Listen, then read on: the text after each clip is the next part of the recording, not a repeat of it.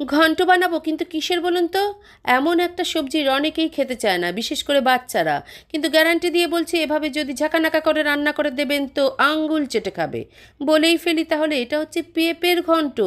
কাঁচা পেঁপে এভাবে ঝিরিঝিরি, যেভাবে লাউ ঘন্টর লাউ কাটা ঠিক সেরকম কেটে ধুয়ে নেব।